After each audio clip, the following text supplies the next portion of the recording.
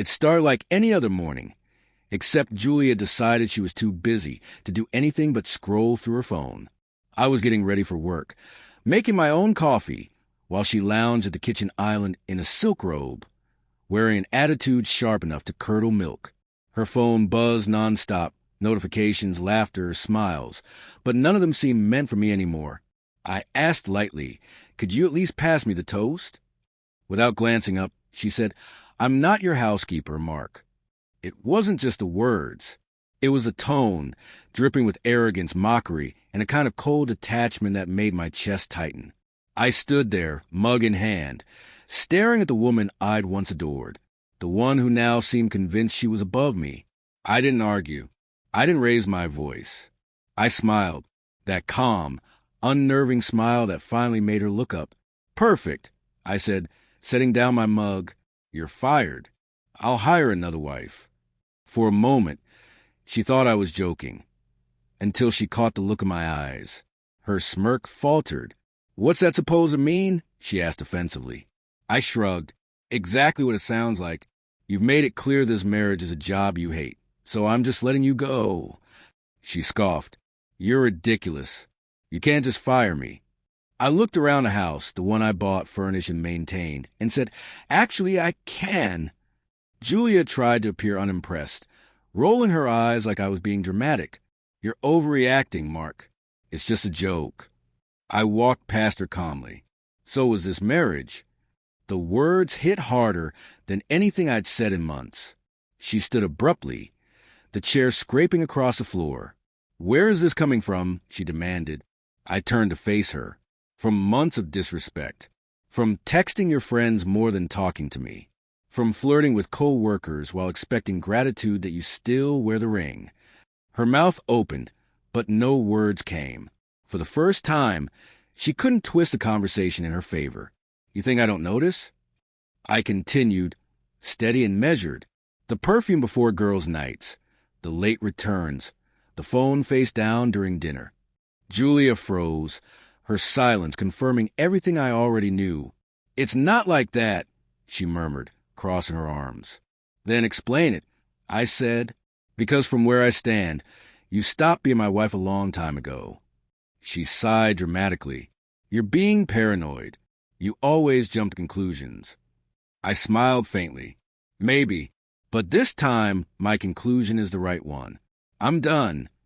Her composure cracked for the first time, her confident mask melting into disbelief. "You're not serious," she whispered, voice trembling. "Completely," I replied, moving toward the bedroom. I opened a drawer, pulled out an envelope, and set it on the counter in front of her. "Divorce papers," I said quietly.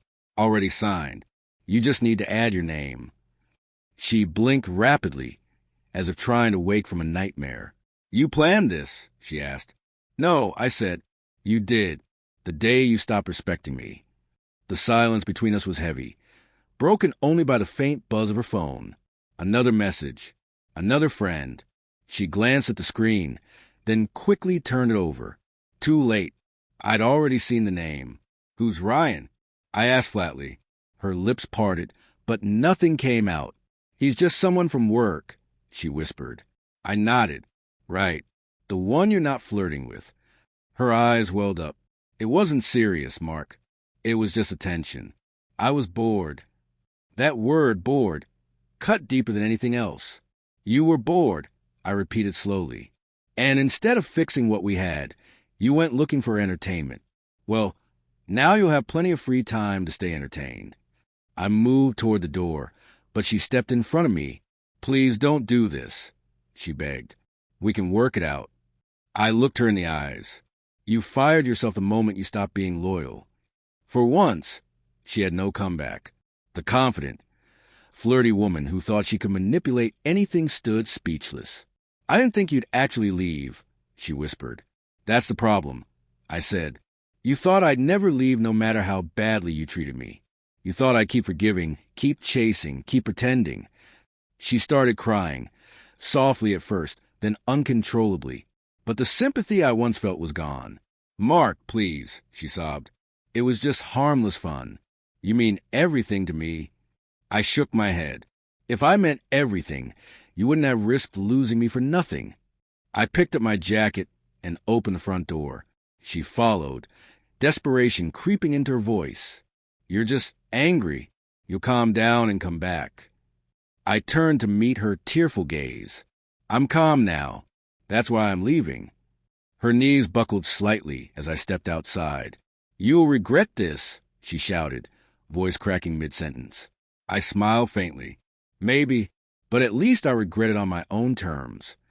I walked away, her sobs fading behind me like an old song I no longer cared to hear. The next morning, I woke up at my brother's place.